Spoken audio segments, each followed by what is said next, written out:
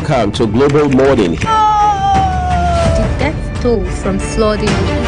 Most time our politicians just bring in policies too, for sure.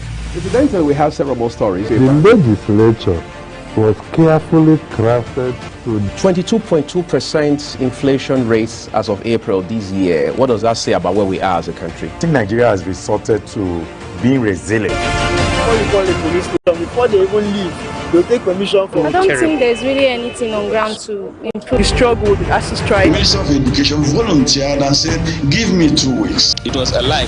The president never gave me any deadline.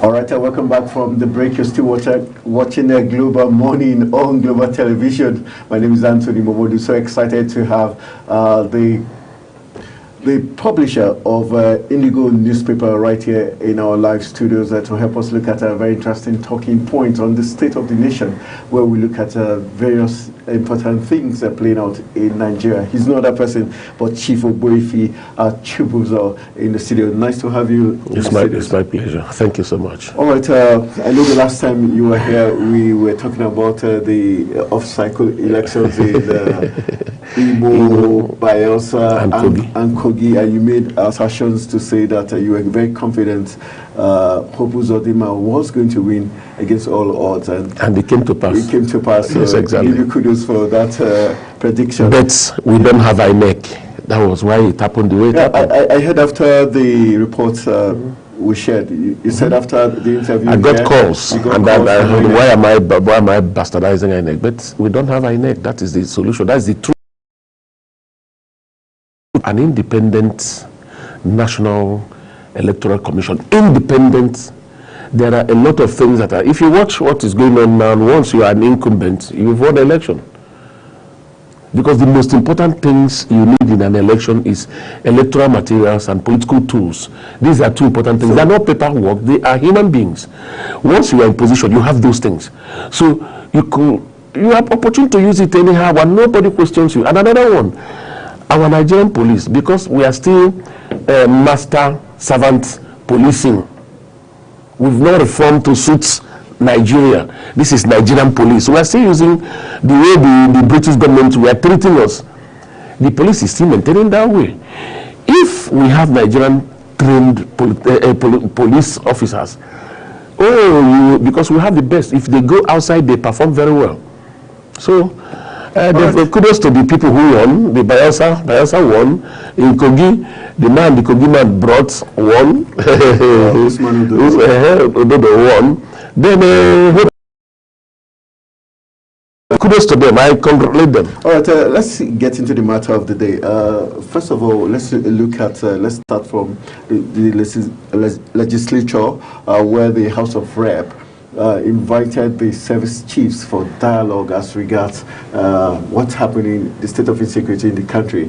And the big story there is that the representatives were turned back because the Deputy Speaker, Benjamin Kalu, raised the constitutional order saying they have, the Constitution empowers the House of Rep to invite whoever they want for investigation or dialogue. And so the service chiefs led by the Chief of Defense Staff, talking about General Christopher Musa, and also the Chief of Army Staff, they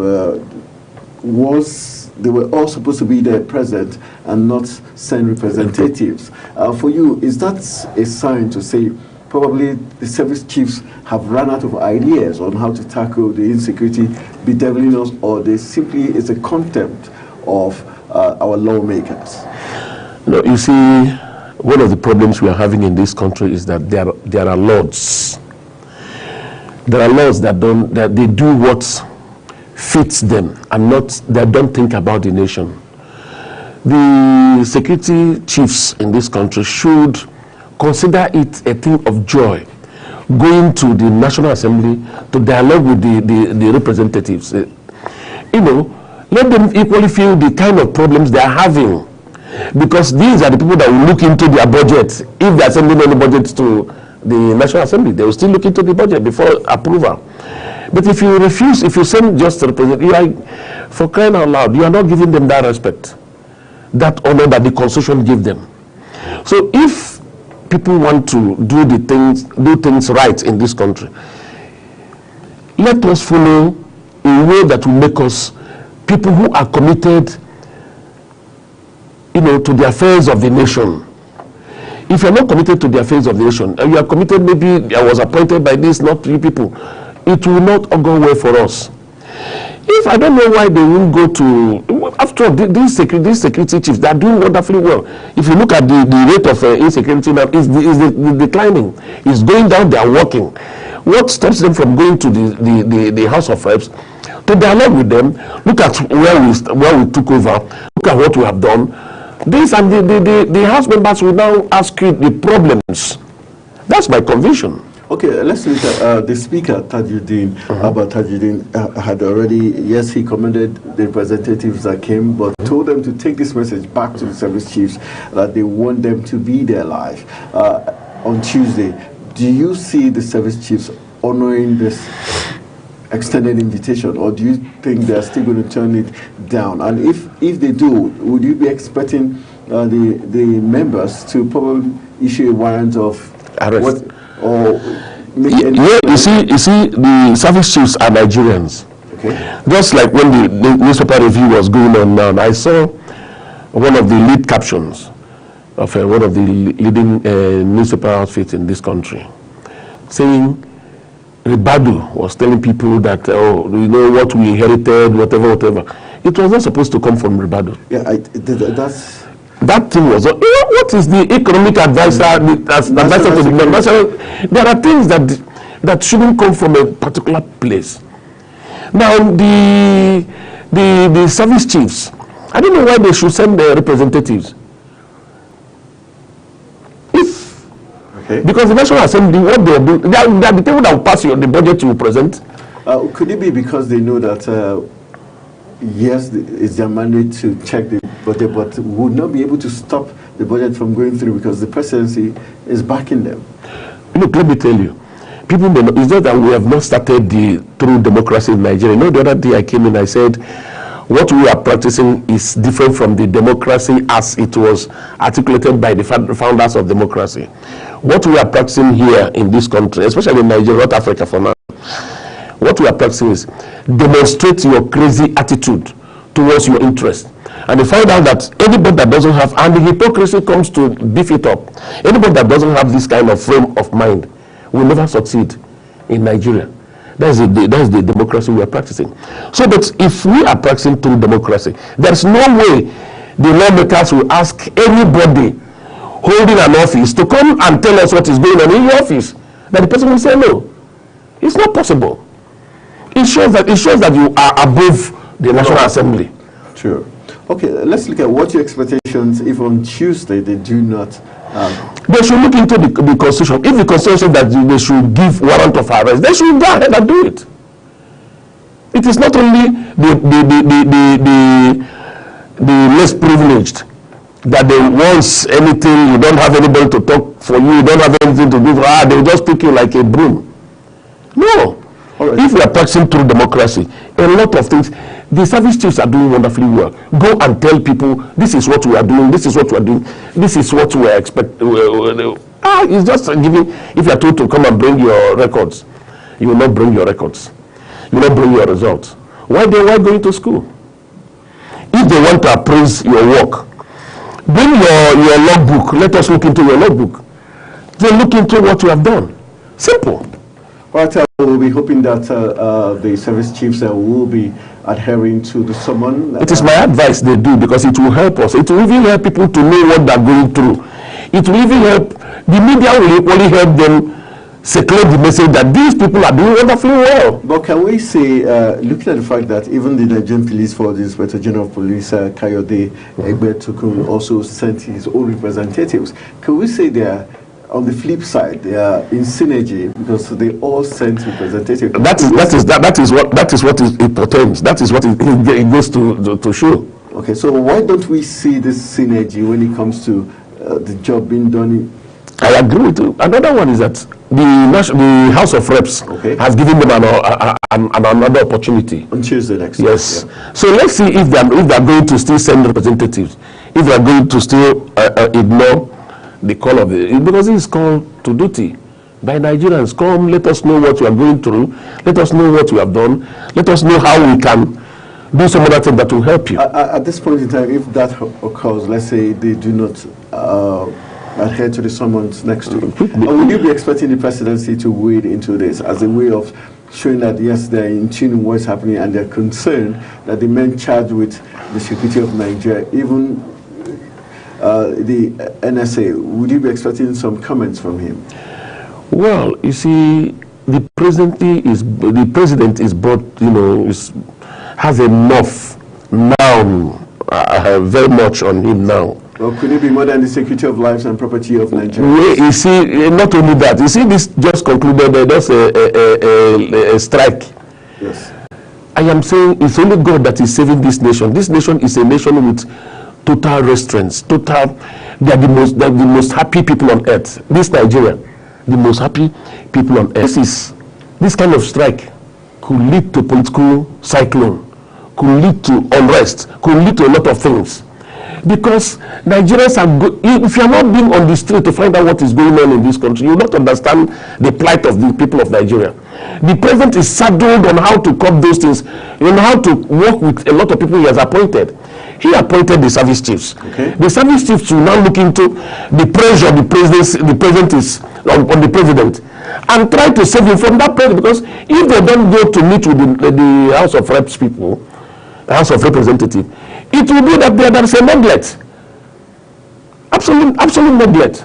All right, let's move away from that, talking other issues on the table which we'll be looking at. Recently, we've got the Labour Party saying they welcome the Democratic Party (PDP) presidential candidate in the person of Atiku Abubakar has put forward a proposal for a merger. Look at this. Is this not coming too late? A lot of Nigerians, political headaches, had expected this to have come before the 2023 elections. You see, once beaten, twice shy. You see, everybody, we've all learned our lessons. PDP, Labour Party, NPP, NNPP have ended their journey. Because my conviction is that APC is a conglomerate of people without one focus, without one program, without anything that will say this is what we have, this is our party. Once you come to APC, the former chairman Adams Osumole, if they have united before now, the Nigerians would have given them the opportunity of coming. Was it about ego that made them not unite? Or what do you think was the ideology? I would say no, not the ideology. I would say ego to start with. Okay. Because the PDP missed it from the onset. There is a rotational policy in PDP. Carry PDP along. Why can they have other programs? I can remember when General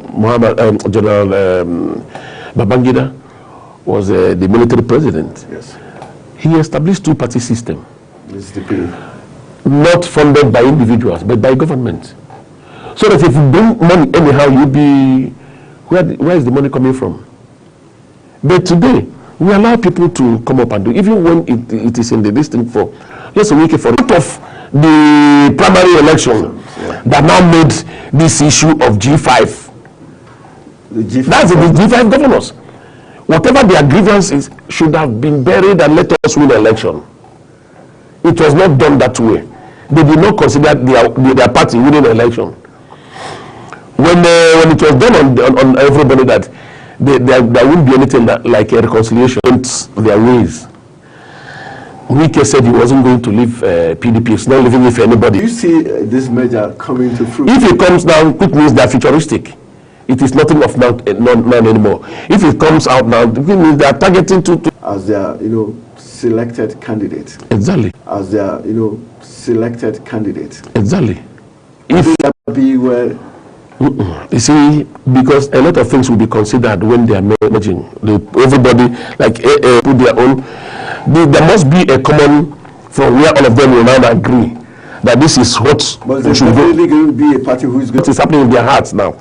Even if they are going to say we are not going to use PDP, no. We have Labour before. You had Labour Party. There must be a new name. If they agree, okay, good. But if they come together, it will save Nigerians a lot. You cannot, once you leave the market now, I went to buy bread the other day. The bread we normally buy at 800 naira. I went there to buy it. It was 1,300 naira. I almost argued with the woman. I said, the bread I bought 2 days ago at 800 naira, I'm now buying it 1,300. He said, are you not in this country? So you find out that even the APC, our old national anthem, and listening to the lyrics, it will change. If you are singing it, it will send goosebumps on you. You are committing yourself to Nigeria.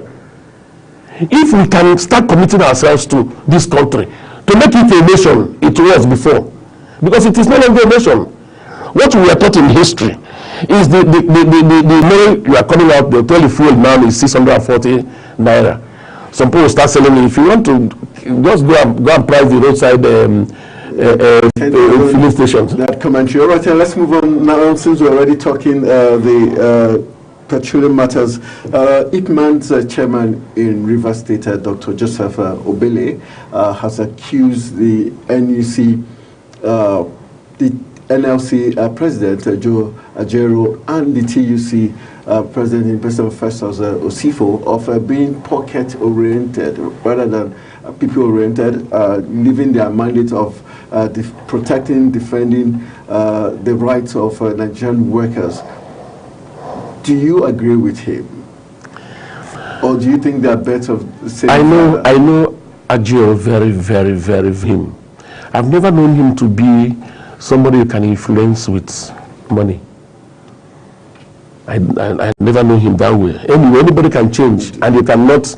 This animal said the only one I can vouch for is one inside my belly, my womb, not the one at my back, let alone a grown-up one. So you cannot vouch for anybody, especially with the system that Nigeria is going on now. If you don't have money, forget it in this country. Because if you have money, in terms of what we are calling the election, you win election. Even if they take your matter to court, you win it. If you have money. If you have money, you buy any kind of justice. If you have money. So, money is very important. Cash too is important, but money can achieve what cash cannot achieve. Because cash has limit to what it can achieve, but money doesn't have limit to what it can achieve. So if Ajaero and Osifo is being accused, have we known them to be people who are money conscious? These are his reasons. He says the inflation rate hit 22.33%. The labor didn't go on strike. PMS is selling for 650, 700. They didn't go on strike. And other issues have played up. They didn't go on strike, but when it came to this, they were quick to hit the streets. I don't want to join people who say it was because he was beating that people went on strike. It is not true. But that was one of the key factors. It is not true. Forget about that. There are addendums. Let us look into what is going on in this country. If this strike had continued now, maybe 7 days to 2 weeks, a lot of things will be corrected in this nation. Check what happened now. Even when Tinubu came in, I was expecting the government of APC and Tinubu to sit down and form a committee to look into various aspects of the economy, especially within the upstream sector, and so not even the hydrocarbon industry, and see how we are going to handle the fuel issue. Because once you increase fuel, it affects every aspect of the economy, every aspect of our life. The transport section will now go from Lube to Boga, 500 naira. If not that the civil servants who have their cars, because of buying fuel, they will carry passengers. If not that, some people may not go home. So if the government had sat down to look into it before telling everybody subsidy removed, no more. You have to see, if you want to build a house, you sit down and count the cost. Sure. It was not done. So a lot of things they just came out to blow. They did not count the cost before blowing them. If they had done that, they must have been placed things as a cushioning effect. So that people will now, oh, yes, what you are doing is good. What you are doing is good. Let us all work with government. Another one, government spokespersons are not helping matters. They don't come out to, instead they keep on criticizing. They keep on criticizing the labor. Labor is going out because this man was beaten. I was ashamed of hearing that thing. Hearing it from even the person I respect so much. In journalism, I respect him. In fact, there was a time I was looking at him, I keep on reading anything from him. But that comment, and the comment within after the election, maybe I started saying, this nation, I thought we are seeing Nigeria as a nation. I never knew, I don't know Nigerian people have started trivializing things that's supposed to bring us together. All right, let's quickly look at some crises brewing from Kaduna State. Talking about the Shite protest in Kaduna is our next talking point. The Shite protest in Kaduna, where one life was lost. And according to the Nigerian police force, the ASP there, in the person of Mansour Hassan, said the Shite members shot at the police officers who were stationed to disperse the protest. The protest started from the NUJ Council in Kaduna towards the Muhammadu Buhari Way, then ended at the Human Rights Commission, where they went to submit their letter. But the Nigerian police is accusing IMN of shooting at an officer, and that was how the issue is escalated, and one Nigerian lost his life. He was simply identified as Aliyu. Let's look at this issue of the Shite group again. The protest was in protest of the Hamas-Israel conflict. The police says one thing is that here is not Israel, it's not Hamas, it's Kaduna. Do you think the leaders of the Shite group are getting it all mixed up? And why are we seeing this coming up again? It's been quiet for a while. My brother, you see, we've taken religion as what we will now put on as a cloth in this country, which is killing us. Something that is happening in Palestine and in Israel is what led to the death of a Nigerian here in Nigeria, in Kaduna. It's so shameful. I believe it is the work of our clerics, because when you inculcate in us a doctrine that negates your normal day-to-day thinking or reasoning, why should people protest in support of what is going on there, or against what is going on in Israel and whatever? What has it any economic value to you? Nothing. You can't put food on your table. Now that we've now lost somebody, is it not a shameful act? It is. And thank God the police didn't go haywire, by dispersing them with either hot this thing or live ammunition. Okay, looking at the fact that that group is outlawed in Kaduna State, doesn't that make it even more worrisome? That's why I said our clerics should look in and find out how they inculcate some, how they disciple their followership or their followers. I don't know how a right-thinking human being, something that cannot put food on your table, something that cannot better your economy, something that cannot better the nation, you want to protest. What are you protesting for? What are you protesting for? In fact, I thank the police people that went there to stop them from that, because it's against Nigeria. All right, that talking point as regards what played out in Kaduna, where we lost a Nigerian due to the... May he so rest in peace. Amen. So let's quickly just wrap up our discourse from the sporting angle of things as we head into the weekend. Yesterday, the Super Eagles of Nigeria were involved in their first 2026 World Cup qualifier against the Crocodiles from Lesotho, and it ended 1-1 at the Godswill Akpabio Stadium in Uyo, and a lot of Nigerians were kind of disappointed that that was the result the Super Eagles, almighty Super Eagles, could achieve on that day. We're hoping to be joined by a coach, a Nigerian coach. His name is Charles Ohaji from Canada. He is currently on a coaching course. We hope he will be able to join us so that we'll just take a look at what that result means for Nigeria's hope of qualifying for the World Cup in 2026. Meanwhile, just to get your view on that, I know you're also a football lover. Yes, are you disappointed with the Super Eagles? No. Everybody will be football is football. Even if you like, play it in Lesotho. If you like, play it in my village in Nach, the local government area of Enugu State. It is football. Just slight little mistake could turn the result, and that was what happened yesterday. You are calling almighty Super Eagles, almighty Super Eagles. Even considered first. That's what I want to say, because they scored us first. But the thing is that I have this confidence that Nigeria will qualify. Nigeria will wake up. You know us. The only thing that is making us realize that this is a great nation is football. Once the football is on, we find out that you don't hear you are Yoruba, you are Hausa, you are TV, you are Ijo and all this. You don't hear it anymore. Nigerians will unite. The time will come when this Lesotho will be hammered 6-0. Yes, even in their place, they told me what will happen. I could remember the people that beat us here. I don't know. Yes, 1-0. Under this coach, is it under this coach or I've forgotten? Under this coach, we lost or we played 1-1. We got there and beat them.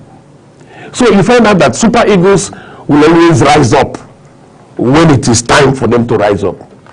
All right, thank you for sharing your thoughts. All right, we just thought that we should lighten up your mood. I haven't talked so much of very stern issues affecting Nigerians, from the strike actions to the increase in fuel prices to politics and all that. We thought we should just mellow your weekend by talking a little bit about football. All right, I want to say a big thank you to Chief Wefi Chibuzo, who is the publisher of Indigo newspapers right here in the Federal Capital Territory. Thank you very much for joining us, and thank you so for much. All your very balanced and insightful views as regards all the big stories we looked at this morning. Thank you so much. All right, that's how we're going to call it a wrap on. All right, we're going to wrap up this program. We'll let you have a feel of what the Super Eagles did yesterday in Uyo, how the Super Eagles conceded first, then equalized, and were not able to beat the Crocodiles from Lesotho. Have a pleasant watch, and I'm wishing you a very fantastic weekend ahead.